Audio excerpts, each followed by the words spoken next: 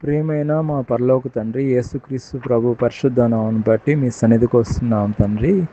ఈ ఉదయకాలన ఎక్కడైతే ఇద్దరు ముగ్గురు మీ నామలో కూడి ప్రార్థన చేస్తారో అక్కడ మీరు ఉంటానా దేవా. మీకు స్తోత్రం నాయన. ఈ ఉదయకాలన ప్రత్యేకంగా నేను ప్రార్థన చేస్తున్నా. మీ కృపలో జ్ఞాపకం చేసుకోండి నాయన. మీ కృపలో దర్శించండి. మీ కృపను బట్టి నాయన ఈ సమయంలో ఎవరైతే అనారోగ్యంతో ఉన్నారో వాళ్ళకు స్వస్థత దయచేయండి. ఎవరైతే నాయన ఈ సమయంలో ఆర్థిక ఇబ్బందులు ఉన్నారో ఆర్థిక ఇబ్బందుల నుంచి విడిపించండి.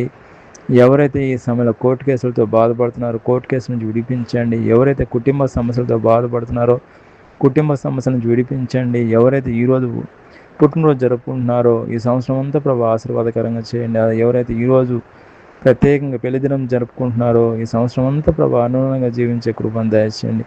అదేవిధంగా ఎవరైతే ఈరోజు ఆయన ప్రయాణమై ప్రాంతంలో వేరే ప్రాంతంకి వెళ్తున్నారో వాళ్ళ ప్రయాణం అంతా కూడా మీ కృప చూపించండి. సుఖమైన ప్రయాణం, క్షేమమైన ప్రయాణం, ఆనందకరమైన ప్రయాణం దయచేయండి. ఏ సమయంలో ఎవరైతే ఏకీభవిస్తున్నారో ప్రతి ఒక్కరిని ఆశ్రయించి దీవించమని ప్రభువైన యేసుక్రీస్తు నామములో ప్రార్థన చేస్తున్నాం తండ్రి. ఆమేన్.